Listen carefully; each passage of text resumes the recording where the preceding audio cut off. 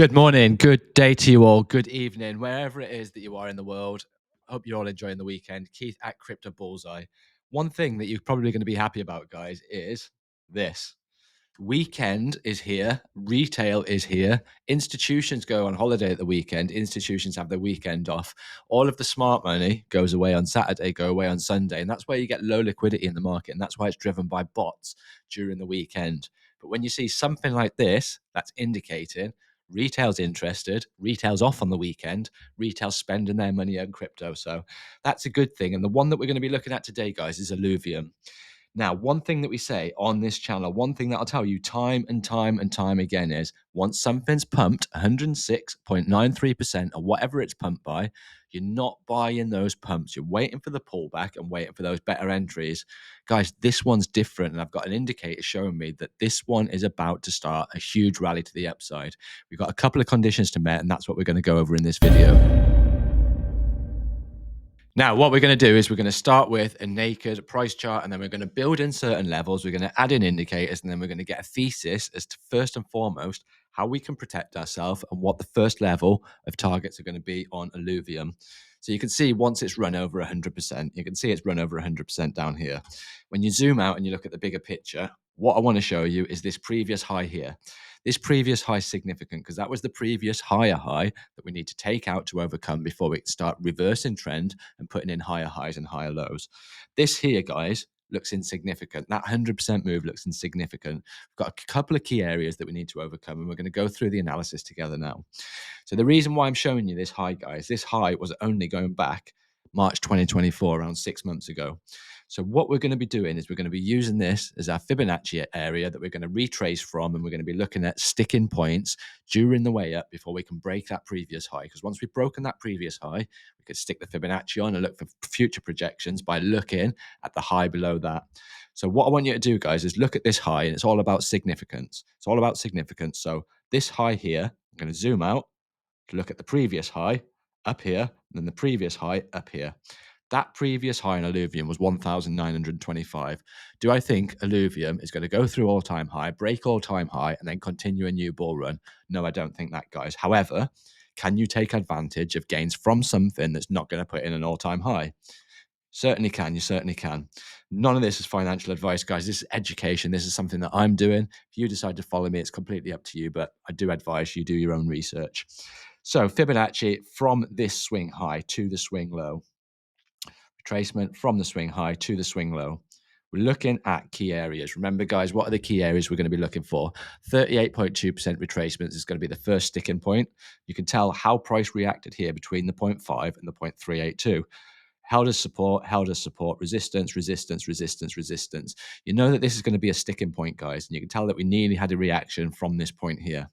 So we know that between this area here, which was the previous support zone of this bull market, this was a little bull market here, this two-wave move. This is going to act as previous resistance, and what that's going to allow us to do is create a zone from here to the 382. So this is going to be the key area that we need to overcome in the short term. So we've got that marked out now. Next thing that we're going to do, and this is going further forward, guys. So this is longer term targets. This is shorter term targets. Next one's going to be longer term targets, which is a Fibonacci from its next swing, which is going to be this swing here. And then we're going to look to see where 382 is on that one. So from its bear market low, then you zoom out and you look at the 382 here. So this 382, guys, it's a magic. These Fibonacci work, the Fibonacci numbers, guys, they work in sync, they work in magic. It doesn't just work on charts, it works in nature. If you study Fibonacci, guys, it will blow your mind. But this 382 here coincides with this previous shelf here, this previous build-up of price action. It's going to coincide with the 382, and that's going to act as another strong resistance. That's sat all the way at 280.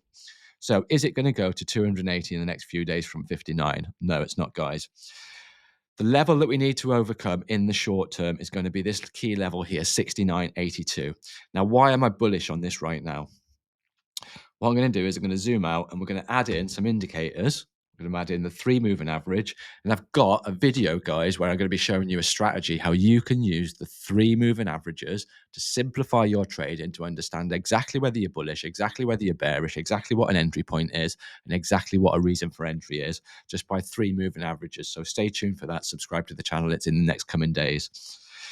Now, this is what's really made me bullish, guys. We know that the 200 daily moving average is our friend. No, the 200 daily moving average is our friend.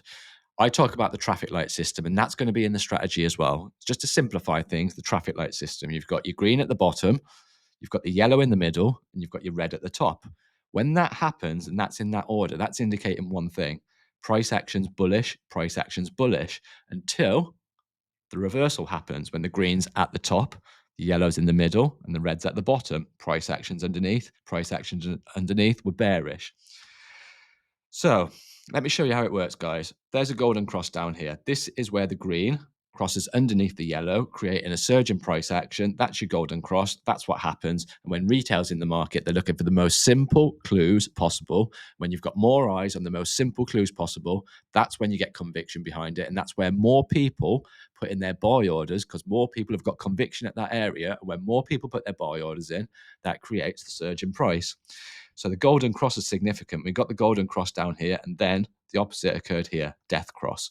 This is where the 50 period moving average, the yellow one, crosses underneath the green one, and look how price reacts.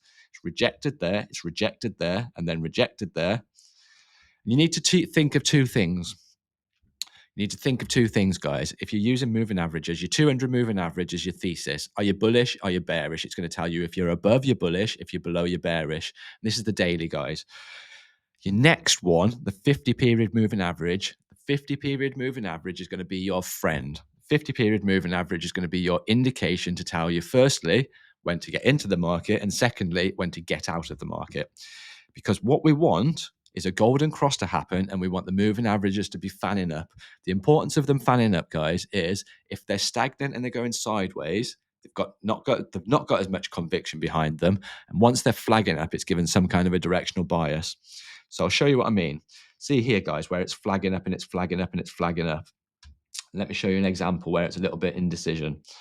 You've got the cross here. You can see there's indecision here. And you can see as the 200 moving average goes stagnant, that's creating indecision in price where it's going above, below, below, below.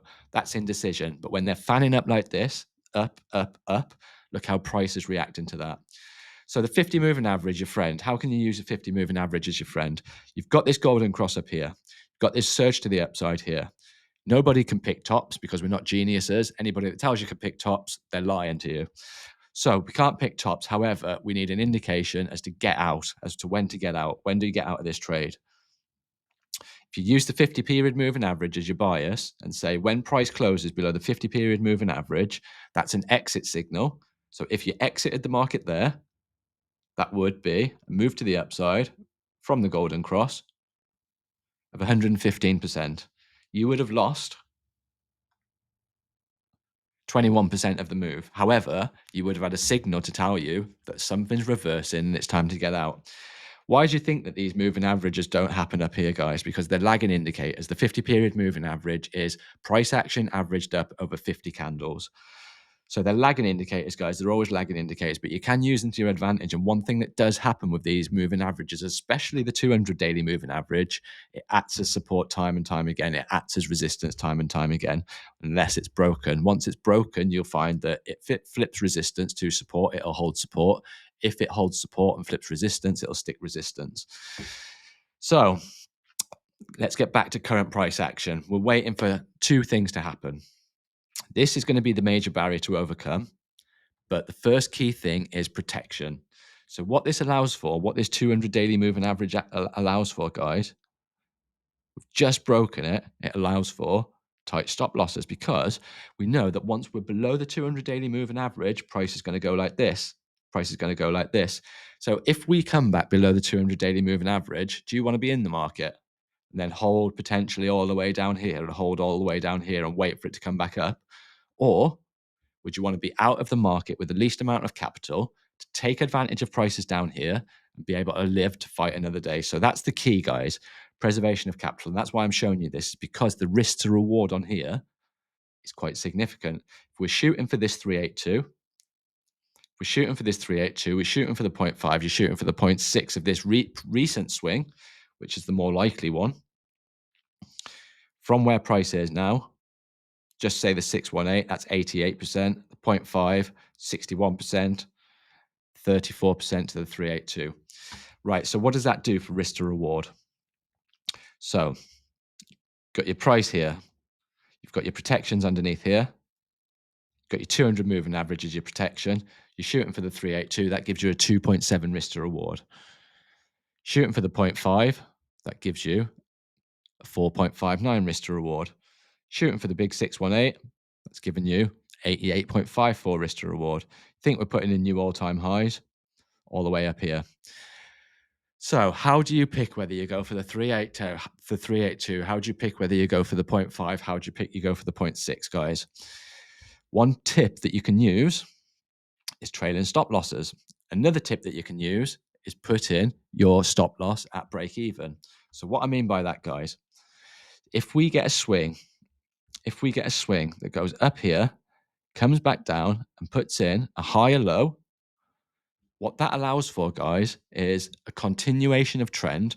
There's a high probability you're going to get a continuation of trend, but what it allows for is as you start progressing with the next swing, knowing that you're putting in those higher highs and that previous resistance is going to keep flipping support, you keep putting in those higher highs, it's going to keep flipping support. What does that allow for, guys? First and foremost, stop loss, break even. That trade's now free. You can move on to the next trade without worrying about that one. Secondly, as you put in these highs, you can bring your capital up, and then as the trend reverses, which it will reverse, guys, at some point, doesn't go to the end, trend's your friend until the bend at the end, make sure you take advantage of that bend at the end. So if it stopped out here, down there, that means you're out, but you're out in profit. You've preserved your capital. You've rode the trade free. You haven't done it for nothing because it hasn't gone all the way up and come back down at your entry level. You've moved your stop losses up, and then you've rode the trend by doing that, guys. Sometimes people will say, put trading stop losses on a 2%, of 3%, of 4%, of 1.5%. How can you guess what kind of a stop loss percentage that you can put on when you're going onto exchange and saying, I want a 2%? You do it below the previous swing low, guys, below the previous swing low. That's giving you conviction because when you're riding, putting in higher highs and higher lows, previous resistance is always flipping support. And as the previous resistance flips support, that means that you can put your trail up into profit and ride it like that. So I hope you did find this video useful, guys. Let me know in the comments what you want me to cover next. And a big thank you to all of my subscribers. I've had over 1,000 subscribers in the last few days, guys. And I was hoping to get 7,000 by the end of the year, but it's looking like it's going to be more than that. So a big thank you to all from the bottom of my heart. And I hope to see you on my journey with me, guys. Take care and goodbye from me.